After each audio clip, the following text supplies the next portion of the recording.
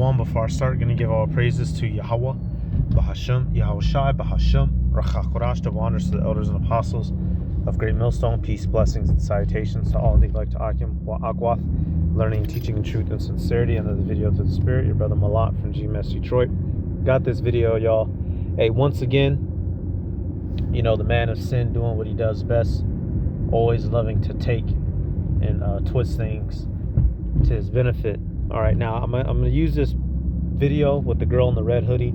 You know, she was, these people's stamps is about to get taken away, so many of Jake is talking about how they're gonna do, acts of vandalism and theft for food, right? Now this woman in this red hood, she's gonna go on to say how, what she's willing to do to get her food, but she's gonna sneak something in there that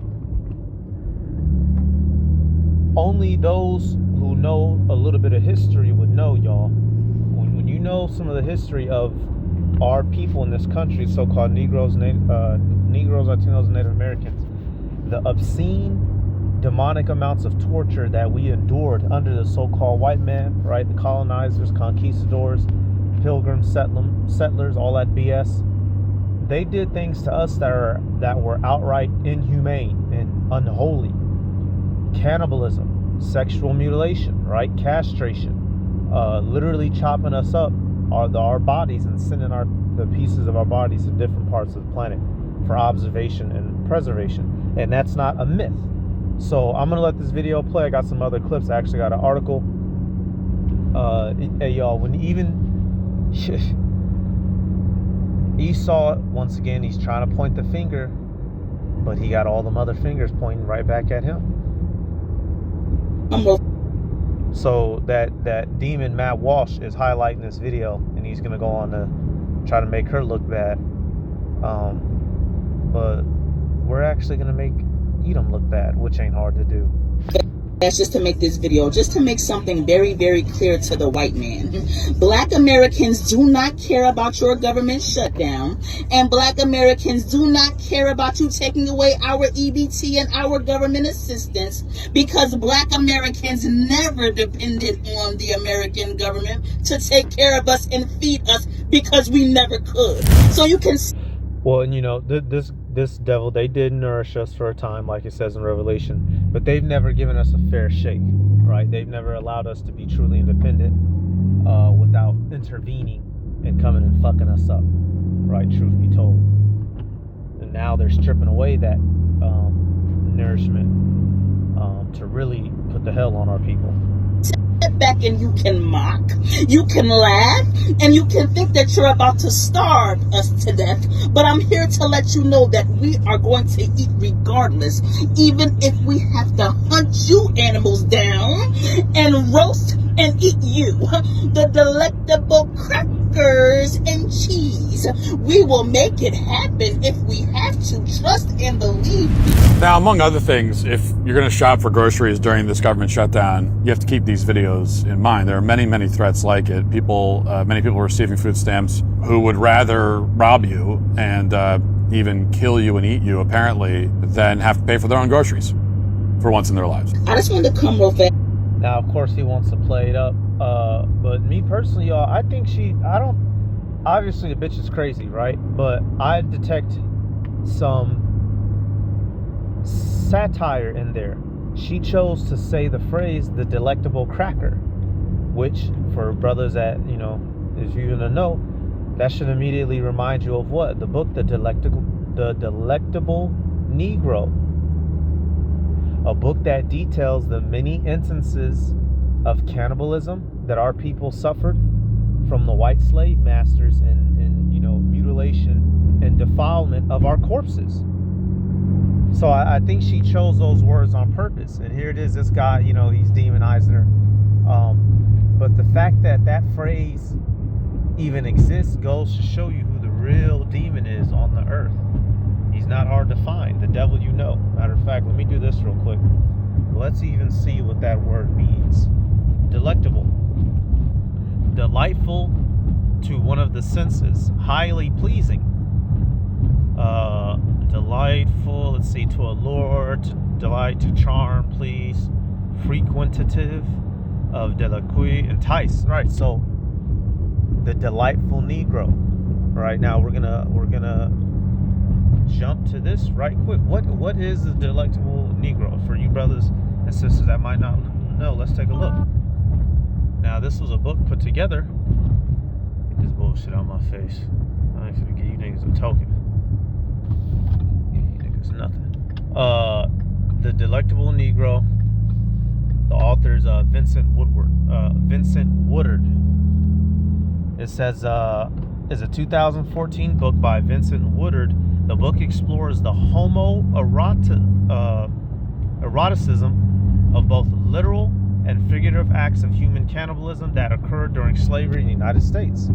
So this book details not only the cannibalistic things that he did to us, but the some of the homosexual foul acts that he committed upon us, y'all, in that time. Why? Because he had complete control and mastery over us, and we couldn't do nothing about it. All right, I have a particular scripture laid in mind, y'all, but hey, when you're a captive, y'all, you have no control, no say so. It says Woodard examines the sexual nature of documented instances of flesh eating and details the various manners of consumption whereby Black Americans were metaphorically or actually eaten. And now, Esau, they want to throw that word in there, metaphorical. It's accounts of us literally being cannibalized, y'all. And then also, the author, he makes some comparisons and some compares and contrasts how not only do they like to consume us physically, but they like to consume us spiritually. These people who claim to hate us so much, they leech off of us, right? They make profit off of us. And as much as they claim to hate us, they follow us around the earth. So actually, let me get this real quick, y'all. As much as these people say they want us to leave, this and that, we're uneducated, this and that, when we're out of their sight for 10 seconds, they don't know how to function. Isaiah, 51 and I want to start at 23. Isaiah 51 and 23. It says, "But I will put it into the hand of them that afflict thee, which have said to thy soul, bow down that we may go over. And thou hast laid thy body as the ground, and as a street to them that went over." Y'all, we in our captivities, we gave our complete life force to their service. They owned every part and every piece of us, and we couldn't do anything about it. And it still wasn't enough. It still hasn't been enough to this day, right? We built this country for them. We've kept them entertained, and we've come up with many inventions to help their lives prosper, and yet they still choose to mock, scoff, and mistreat us.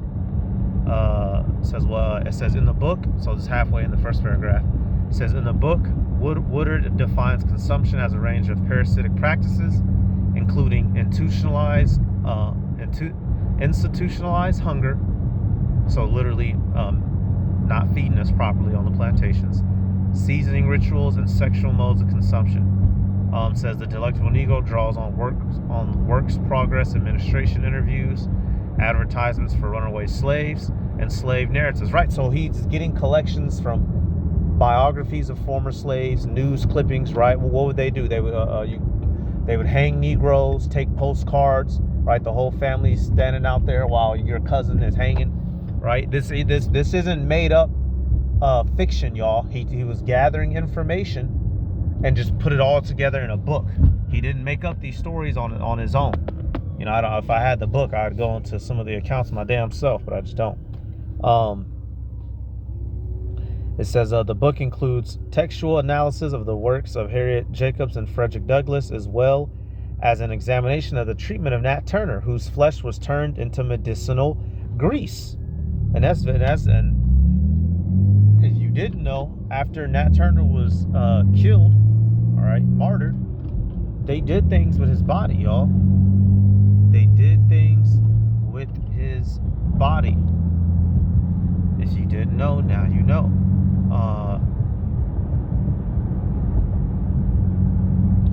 Oh shit! Look this cop over. Give me 1 second, y'all. I'm on the road. It's fucking 6 in the morning. Why are y'all out here flying? What could be going on?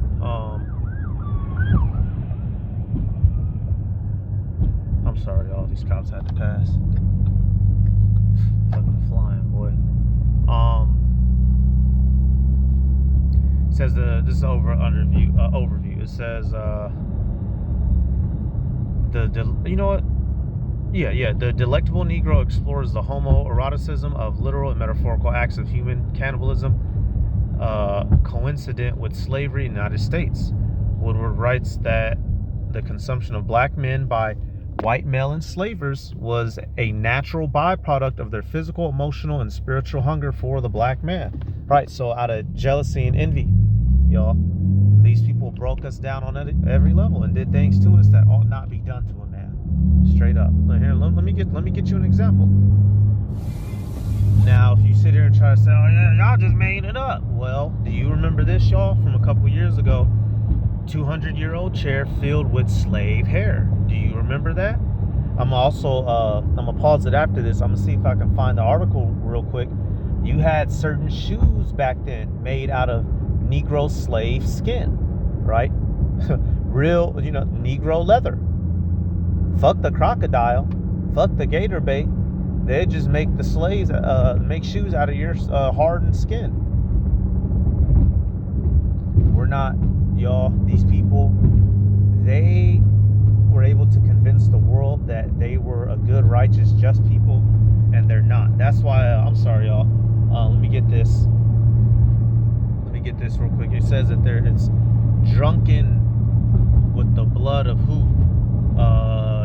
Jeremiah, Revelation, 17:6. It says, and I saw the woman drunken with the blood of the saints and with the blood of the martyrs of Yahushua. And when I saw her, I wondered with great admiration. This country, y'all, America, is saturated and soaked in the blood of the Hebrew Israelites, Negroes, Latinos, and Native Americans. From corner to corner and sea to shining sea. There's not a patch of land where an atrocity has not occurred to us, or an injustice. Despite the fact that they love to wear their suits, right? They had a white woman dressed up in a red dress with some heels on, giving you the news broadcast. These people are satanic by nature. All right, I want everybody to see this. This is not propaganda at all. This chair right here is 200 years old. This 200-year-old chair came from somewhere in North Georgia. Now we are restoring this chair. So what we're doing, we got to take this chair and make it look brand new. But I want y'all to see. Now, So he discovered this by accident. Somebody brought this chair in to him, wanting him to restore it. And he found out a horrible secret. And that's how these things come to light, y'all. We'll just be living our life and dig up a horrific atrocity that's been dug, that's been hid in the shadows. But all things are revealed. I actually asked and I got into the details of it. I didn't just assume. I want y'all to see this. Usually old ancient chairs like this, you fill them with whatever you can get your hands on is what you fill them with. This one apparently has cotton. This is hand-picked cotton. Yep, I was about to probably hand-picked slave cotton. Been sat on for over 200 years, and it's horrible. But it's made with solid wood, so it's gonna last forever. But I want y'all to see this. This is human hair. This is literally human hair. Imagine how many slaves it took to put human hair in this seat. That is woolly Negro hair, y'all. You go to any barber shop with a nigga sitting in the chair and look down at his feet, and that's exactly what you're gonna see. The full seat, the full interior of the seat is human hair. It's human, not horse, not cow like they usually do, pig hair, horse hair. No, this is actual human hair, slave hair. Imagine how many slaves it took to fill this chair with human hair. Now, a lot of them are filled with horse and whatever you can get your hands on. But this came from a very, very wealthy people in North Georgia. They keeping this chair because North Georgia. In the South. Who would expect? Or should you be surprised, really? Of course not. of the historic and the sentimental value it has to their family. So to them, this is sentimental and historic, but to us, it's our pain and suffering. Imagine how many people it took to put this much hair inside of this chair. How much hair? I want y'all to think about that. Yep, hair in that chair. Hair in that chair. Right here. Yep, the Jim Crow museum. Let me see. Yep, right here. Yep.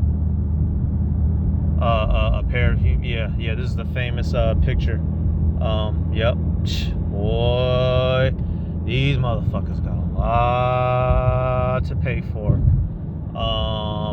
Yep. And I've done a video with this article before. The Human Leather, April 2013. The Jim Crow Museum. Another catalog of some of the foul shit that happened to us. There's a lot of websites like this, y'all. It says, unfortunately, there is some truth to what you asked, as I've read about many deplorable practices that occurred during slavery and the Jim Crow in this country. I have no interest in ranking those ranking these atrocities. Why? Because there's so many. But I can tell you that the account that troubled me the most was about the flesh of dead Africans and African Americans being used to make shoes. I believe I first read about this in the article of Mouton Journal, but I could be wrong. I do not believe that this practice was widespread or long-lived, but it did occur. Maybe it would at least be best if I attached a newspaper transcript that details the practice. It was gruesome, but then so was slavery and Jim Crow. This is from a Dr. David Pilgrim, a curator, Jim Crow Museum. So this is official, y'all. March 17th, 1888. This is a news clip. All he did was retype it on the computer.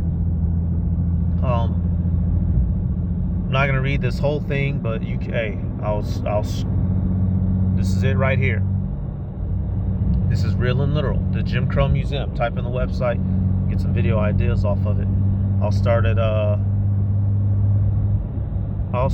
at right here, right? This is saying how a guy, he saw somebody wearing some funny shoes and he asked him about it. It says, is the downtrodden African still beneath your feet? It says, in the most matter of fact way, and without the shadow of a smile, he smiled. I suppose you mean to inquire if I still wear the shoes made of the skin of a Negro. I certainly do, and I don't propose changing in the respect until I find a leather that is softer and will last longer and present a better appearance. So y'all, this guy was being asked, a white man who was walking around with these shoes was approached by another white man. He's asking him, you still wearing them nigga shoes? He said, yeah. He says, I'm not switching out until I find a more comfortable pair. And these people, you send your children to their school, we have to eat the foods they give us. You go to church, they tell you forget, let bygones be bygones. These people made fucking shoes and chairs out of your ancestors. You go to Haiti, they used to put gunpowder in Haitians' assholes and blow them up as a particular form of murder. That was one of the, you go read into the Haitian Revolution, one of the last straws, right? They say the straw that broke the camel back was some of the extreme torture methods that the French colonizers were doing to the Haitians, right? Why do you think they speak half their language is like a mix of dirty English and French? Because that's who their slave master was, y'all. We're dealing with some demons. This shit ain't funny. It's not a joke. It's not cute. These people are some vile motherfuckers, y'all. This is a good little read. Look at this. I'm just scrolling through. It says the rosettes on the slippers were deftly fashioned from the Negro's kinky hair. So, hey, they did more with our hair than just shoes. Man, come on, Joe. So this is that, I just came back now to the Delectable Negro part, right? It says contents, right? It says a 19th century wood engraving of the capture of Nat Turner, whose body Woodard argues is continuously consumed both literally and metaphorically. So, you know, his body's long dead and gone, but it's known fact that he was cannibalized, certain parts of his body.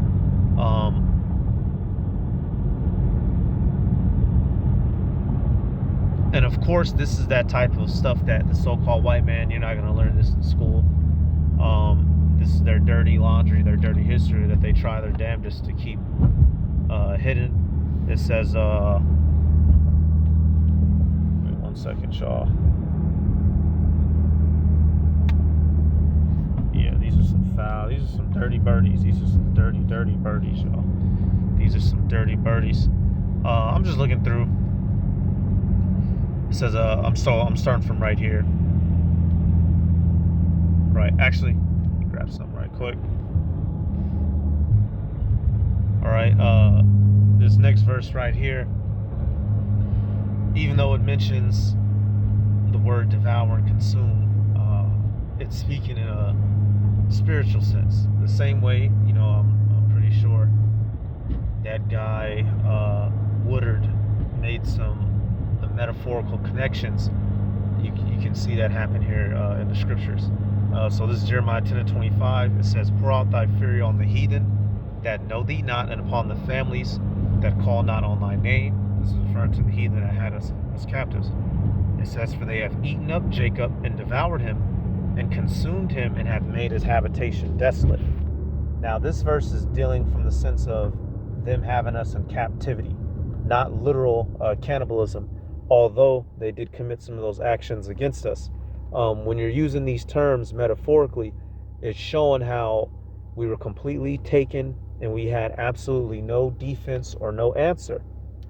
To devour somebody, to consume somebody in a metaphorical and spiritual sense, you completely overtook them. You know, you take a dog, and when he devours a squirrel, the squirrel couldn't do jack shit about it. In a metaphorical sense, we were completely taken whole by these heathen, right? You see in several instances, you'll see the term, they swallowed us up. We couldn't do anything about it. And it just so happens to be that book, The Delectable Negro, it actually details physical accounts of them cannibalizing us, which is why all the way back in the beginning, that woman, she made that joke, I'm perceiving, as a counter, right? She called them the delectable crackers. I'm assuming, you know, she's playing half crazy, satirical, in reference to that book, The Delectable Negro. Now, they don't know that, these weak-ass crackers. But those of us that's been around for a minute, you know, when she said that, immediately, you know, bell should have went off. This is another example, Ezekiel 36:2. Wait a minute. No, it's 35. Give me 1 second, y'all. I just had it. Give me 1 second. Yeah, okay, yep, Ezekiel 36:3. Excuse me. It says, this is being aimed chiefly at Edom. It says, therefore prophesy and say, thus saith Yahweh Bashem Yahweh Shai power, because they have made you desolate and swallowed you up on every side, that ye might be a possession unto the residue of the heathen, and that ye are taken up in the lips of talkers, and are an infamy of the people. All right, so, and this is highlighting our current condition. We've been completely taken on every level, financially, educationally, spiritually. These heathen have us in their hands, mainly Esau, Edom. Although it uses the terminology here, swallowed up and in the lips of talkers, this is metaphorical. All right, so I just wanted to show you, they ate us in a spiritual sense, and they quite literally did cannibalize us, which is what that man was highlighting in that book, and that woman was making reference to.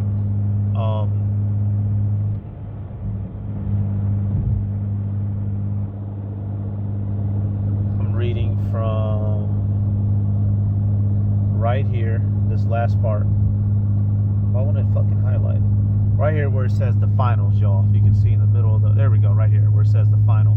It says the final chapters of the Delectable Negro trace the notions of consumption to the modern era. It says Woodard approaches the historical figure of Nat Turner, whose flesh was rendered into medicinal grease.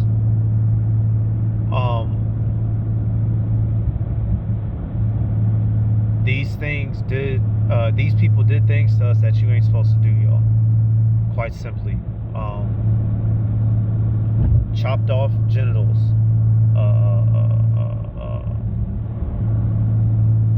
Males raping males, right? Doing things to our young boys and girls. And even that's mentioned in the scripture. We'll get that in Job. What was I about to say right here? Experimenting on our women, on our women's vaginas without the use of anesthesia. That doctor, I forget his fucking name, man. They call him the father of gynecology. You know what? Give me 2 seconds. Let me look this shit up. Yep, this guy, the father of gynecology, James Marion Sims, says is widely referred to as the father of modern gynecology. He is credited with pioneering surgical techniques for repairing a vesicovaginal fistula, which is, it says, a severe complication of childbirth, and inventing the Sims speculum and the Sims position, which are still used today. All right, now, and this guy has statues and books and all kinds of memorials to him, but this guy would literally torture your foremothers, right? Would be in the room kicking and screaming while he has sharp tools and instruments and parts of their body that doesn't belong there. Techniques still being used today, which is why our women historically have horrific treatment in these hospitals, especially around childbirth. You had not too long ago, maybe 2 years ago or so, you had that couple, right? That Jake couple. They went to the doctor's office. The baby came out. It was having trouble coming out. They swapped it to a C-section. The baby wasn't crying. Came out dead silent. How funny. Hurried up and rushed the baby out the room. Didn't say nothing to mom or dad. And then they kind of just walked back in the room. They're like, "Yeah, we accidentally decapitated your baby on the way out." You know, just another day's work dealing with these people. This guy in particular, he if you go look him up, he used to get down. I'm talking about he had a black chop shop in his practice. Essentially, he used to experiment on us. Oh, well, it mentions it right here. Yep, it says, however, this title and his legacy are highly controversial due to his experimental surgeries on enslaved black women in Alabama during the mid-19th century. Right there, boom. So Google didn't lie, right? Lack of consent, repeated procedures. This dude's a demon. They all are. So let me get this next article right here, still on Wiki. We ain't getting too much out of here. Says the torture of slaves in the United States, and they didn't only just do this to Judah, they did it to Northern Kingdom first in particular. You go read certain books. One of the common punishments for Latino, so-called Native American slaves was dismemberment. If they didn't reach quotas for gold and silver in the mines or for particular crops, what would they go for first? The extremities, the nose, right? Fingers, toes. As a matter of fact, that's where you get the X-Men character Wolverine. Wolverine is based off of who? Galvarino, the famous Native American warrior who was tortured and both his hands were cut off by Zaddy, by the so-called white man. And what did he do? He vowed revenge, and he tied 2 knives to his wrist and fought until his death. Matter of fact, let me pull this picture up. That's where the Stan Lee got the inspiration for Wolverine, from Galvarino. Right here, bingo. Galvarino says military personnel. Man, y'all, you just wouldn't, if you didn't look into these things, you wouldn't know. It says Galvarino was a famous Mapuche warrior During the majority of the early part of the Araku War, he fought and was taken prisoner along with 150 other Mapuche in the Battle of Lagunitas against Governor Garcia Hurtado de Mendoza. Oh yeah, so he was fighting them Spanish, most likely, with a name like that. And look at these pictures. His hands were cut off, and what did he do? He said, well shit, I'm not done fighting. And he tied some swords and blades, right? And as you know, some of these pictures are obviously dramatized, you know, but this is the idea, y'all. He literally tied blades to where his hands used to be, so that he could continue fighting against Edom. This ain't critical. Ain't nothing theoretical about it. They have that term, critical race theory. It's not a theory.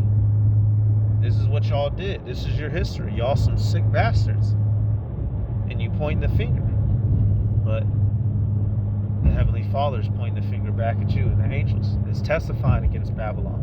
All the blood that you have shed of ours is coming back to haunt you. I'm reading halfway in this article. It says, as punishment for insurrection, some of these prisoners were condemned to amputation of their right hand and nose, while others, such as Galvarino, had both hands cut off. Galvarino and the rest were then released as a lesson and warning for the rest of the Mapuche. Mendoza sent him to inform General Capulacan of the number and the quality of the people which had entered their land again. Right, so he cut off his shit and then sent them back to the chief as an insult. Little did they know, Galvarino wasn't going to take that shit sitting down. So we'll scroll down. That's some tough ass shit, boy. Let me see. Yep. Okay, it says for his bravery and gallantry, he was named by the council to command a squadron with knives fastened on both mutilated wrists, replacing his hands. He fought next to Capulacan, his chief. It says, in the following campaign into the Battle of Milarapu, where his squadron fought against that of Governor Mendoza himself, and he was able to strike down the second in command. Right there, yo, that's actually dope as hell. Got his hands cut off, tied wrists to him, and went and killed the second in command. You know, in his quest of revenge. That's where Wolverine gets his inspiration from. With blades shooting out his wrist. They've taken absolutely everything from us, and now we're the bad guys. So, hey, that lady, she did that video, but it just goes to show you. It goes to show you who's the real devil. Even when they try to make us look bad, they make their own selves look bad. All right, I had this article here. It says torture of the slaves in the United States. I don't have to go into extreme detail. You can type this in, take a look at it yourself. I'm just looking over some of the topics, right? It says whips and similar, right? Cat o' nine tails whip, whipping paddles, right? You can see what was going down.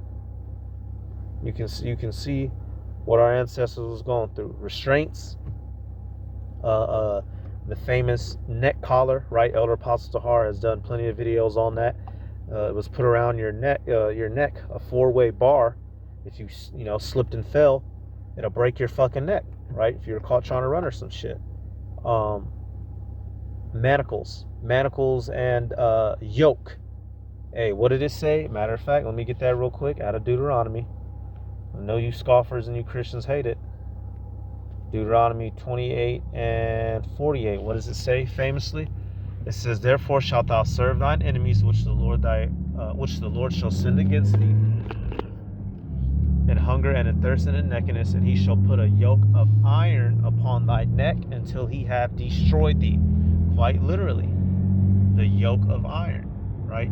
Shackles and chains and manacles around restraining our body, having absolute control over us, until he has destroyed us, both physically and mentally.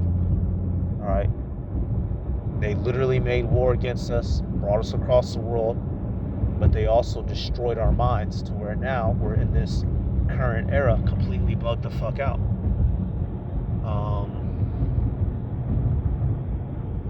Let me see. I'm just looking through here. Yeah, I'm just looking through here, seeing if they had. I was really looking for some pictures. Mutilation and branding. Oh, yep, there's that picture right there. Boom. There's that picture. Famous picture says Wilson Chin was enslaved by Volsey B. Marmillion, right? And he has that 4-way bar around him. Or this is a 3-way one. If you trip and fall with that bar on your neck, you'll break your fucking neck where you land. Right? Getting caught up on trees and wood and shit. There's an extreme chance you weren't going to get too far with that. And then just the strain on your body. Running around with 50 pounds of metal on your upper body ain't easy. Branding, of course, obviously, right? You can imagine they put their initials on your ass cheek or on your back or your neck, wherever the hell. Amputation, hey, we covered that. We just saw that with Galvarino. Sexual abuse, one of the big ones, y'all. They did foul things to the adults and to the youngins. Says sexual cruelty is documented. It says 1853 case of Humphreys versus Oots in the Louisiana Supreme Court awarded civil damages to Madison Parish plantation owner whose overseer nailed a man's junk to a bedstead and then whipped him until he ripped his junk off the nail. The man, who was called Ginger Pop or Bob, was about 30 years old. He died shortly thereafter and was buried on the grounds of the plantation. Wow, that's news to me. Yeah, so he had this man tied down and nailed his junk. And of course, as he's whipping him, your body's convulsing, and it rips his shit off, and he bleeds out and dies. And these people, they're your police officers, they're your judges, they're your school teachers, they're your doctors, they're your nurses. These are the people running the world, and you wonder why shit is so foul, and you wonder why we get treated so horrifically without mercy. These people don't have any fucking mercy. They don't have any mercy, y'all. On the old or the young. Let me come back here and get this clip. I got this right here. They were eating the fucking settlers. Yes. Now she's reading from some book. I guess it's called Black as Fuck History. I believe it might be put together. I'm not 100% sure. You know what? We can fix that. Yeah, okay. Yep, the book Black as Fuck History says the unwhitewashed story of America by Michael Harriot. Yep, 2023. Okay. Now, you know what? I haven't looked into this book. It's a newer book, so I'm not gonna give it super appraisal, right? That's something I'd have to dive into first. But you could just imagine he's gonna be exposing things right here. Look, what does it say? Human traffickers, drug smugglers, mediocre, petty. You could go ahead and throw in there child molesters, which many of the presidents were. Chiefly Thomas Jefferson. Who did he have? Sally Hemings. Always want to call her Sally Mae for whatever reason. Sally Hemings, whom, according to the story, she was pregnant when she had her first child. So that means Thomas Jefferson was fucking on a 13-year-old, and he's on your money. But then you people want to come get up in our face about some youngins. You people are so poorly educated. It's a crime. Let me go back to that video. We have breaking news at They were eating the fucking settlers. Yes, they were eating the Native Americans. When Christopher Columbus landed in Port-au-Prince, Haiti, they were eating the fucking Native Americans. It is in the... Yep, and that's a well-known fact what she's stating, y'all. One of the things that the Edomites did when they first came over here, they didn't know how to live off the land. One of the first things they turned to was cannibalism. And if it had not been for Gad and Reuben teaching them how to farm, They weren't used to the American frontier. You know, Europe and America are very vast. They're vastly different in cultivation of the land and the way you have to go about raising the animals. So for a moment, they was killing themselves and eating themselves. You know, you have the mystery of Roanoke, the city that so-called disappeared. It wasn't no mystery. Them niggas died out. Them niggas died out and got the fuck on. These people are people of blood. They don't mind shedding theirs, so they damn sure don't mind shedding yours. Fucking journals. Even John Smith journal contains that they used to barbecue, grill, fry, and boil the fucking natives. They would cut them up into chunks and fry them like they were fucking chicken, bro. This is the shit they don't tell you in school. This is the fucking shit they do not tell you in school. This is the unwhitewashed story of America. When I tell you everybody needs to grab this book, they put us in hot frying oil. They put us, Native American and black people, after lynchings, they would cut up the body.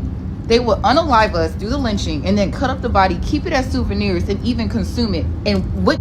This is well known. It's well documented. You know, after a lynching, they'll take a black man's parts and pickle it, meaning they'll put it in a container with vinegar and other shit, and it'll be in the jar forever. Eyeballs, black women's breasts and ass. This is well known fact. Sarah Bartman, in which she died of STD because they was passing around in a human zoo. It's not arguable. That's how they got down. I'll be up in a minute. Saw this shit happen, and some of them would throw up because of seeing this. And then they call us the fucking savages. Literally, they call the Native American people the savages and the black people the savages, even though they ate us on some Jeffrey fucking Dahmer shit, bro. Literally. They had recipe books that had people as the fucking meat. We were the meat. When I say grab this book, but only grab it if you're ready to actually understand the unwhitewashed version of America. Y'all can try to lie to yourselves and learn the bullshit in the schools, but this is going to unlearn everything you learned. If you still see the link there, that means it's still in stock. Yep. And now I will say this, y'all. When you are getting into this kind of information, it's best to we know that this devil did us wrong, but don't just believe every single story that you hear. I'm just keeping it real. It's easy to get caught up in shit, right? I try to get the stories that have pictures and video and direct quotes, right? I have to check that book out, but many of these things, y'all, these are some wretched motherfuckers, dog. These are some foul motherfuckers, dog. And they playing in our face like they not. See, methods of execution. This is for torture of slaves. We almost done, y'all. Methods of execution. I'm just looking through here. Let me see. I thought maybe they would have a whole list. Oh yeah, it says the one who was rolling wanted to stop, but he told him if he didn't roll, he'd give him 100 lashes. Billings is dead now. Burning at the stakes. I see right here. It looks like. Oh, okay. One man, the master, let's see, says one day, master sent me to his plantation to an errand, and I saw a man rolling another all over the yard in a barrel, something like a rice cask, though which he had driven single shingle nails. It was made on purpose to roll slaves in. Fuck. Wow. Yeah, this is news to me. So let's add this to the list. I'm gonna have to make a new tab for torture and execution methods, y'all. I call it the list, where I make a catalyst or catalog of the demonic things they did to us. So can you imagine that, being in a wheelbarrow with nails all around, and you're being rolled in it all day by your fellow brother, and of course he's scared because if he disobey, he gonna get killed too. These are the people arguing to us about morals, talking about black fatigue, huh? Man, nigga, it's too early in the morning to get to screaming. So let me let's get one more. Let's get ready to wrap it up. That's why, y'all, we're not going to show them any mercy. Let's go back to that Ezekiel. They're not going to be shown any mercy. Back right here, Ezekiel 35 and what? It says, because thou hast had a perpetual hatred and hast shed the blood of the children of Israel by the force of the sword in the time of their calamity and the time that their iniquity had an end. These people had no problem shedding our blood, y'all. It says, therefore, as I live, saith Yahweh Ba'ashem Yahweh Shai power, I will prepare thee unto blood, and blood shall pursue thee. Since thou hast not hated blood, even blood shall pursue thee. So these people have payback coming, y'all. They did some foul things to us, and we're not simply going to forget it or get over it. You're not going to sell off into the sunset. Esau, you going to pay. You're going to pay, bro. Because there's more shit that you did we just simply don't know about. And when we learn about, when we get those new bodies, we're going to be given the Lord's indignation. And we're going to rock out on your bitch ass. And no amount of you trying to sit on a podcast and demonize us is going to stop it. Matt Walsh or any of you cocksuckers. You're descendants of some absolutely horrifically horrendous people who did some foul shit to other human beings on this planet. Straight up. Y'all did some foul shit to us. Matter of fact, y'all, I want to get something. I want to end on something, y'all. Because if you remember Antiochus, the way that he died, but there was something that was said to him, y'all. Antiochus was known for doing some demonic foul shit, right? The Greeks, when we were in the Greek captivity, the Greeks were there's some homosexual murderers. So were the Romans. They were warriors and they were Bhakti boys. But something that was said to Antiochus on his way out, I've always found it interesting. The Heavenly Father gave him his lick back. Let me see, was it second Maccabees 9? Yep. Second Maccabees 9 and 5. So remember, he gets hit with a flesh-eating disease on his inside, right? A gangrene, if you will. Second Maccabees 9 and 5, it says, but the Lord Almighty, the God of Israel, smote him with incurable and invisible plague.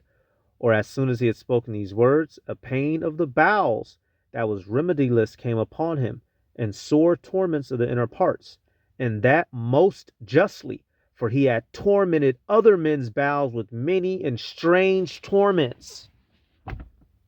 So Antiochus, being the freak nasty demon that he was doing bad things to men's insides. So the Heavenly Father had his insides be tortured bad, to where his flesh was consuming itself. To where, you read further down, his men couldn't even stand being around him because of the stench of his flesh. All right. And so you Edomites, y'all gonna get your just due for all of the absolute, the unspeakable acts that you have done against us. We're gonna get you back in the name of Yahweh Ba'ashem Yahweh Shai, and it's gonna be a great day. All that blood of ours that you have shed is gonna be required. It's gonna be required. God damn it. And you're not gonna like it. Yep. Hey, so I'm gonna end it, y'all, because I could keep going, y'all. You'd be surprised. Stuff like this, y'all. You can only do like one video like this once a week because the shit just weighs on your mind so heavy. But that's it, man. I'm gonna give all praises to Yahweh Ba'ashem Yahweh Shai Ba'ashem Kakorash, the honors to the elders and apostles of Great Millstone. Peace, blessings, and salutations to all the Akim wa Akwa. Learning and teaching in truth and sincerity. Shalom, y'all.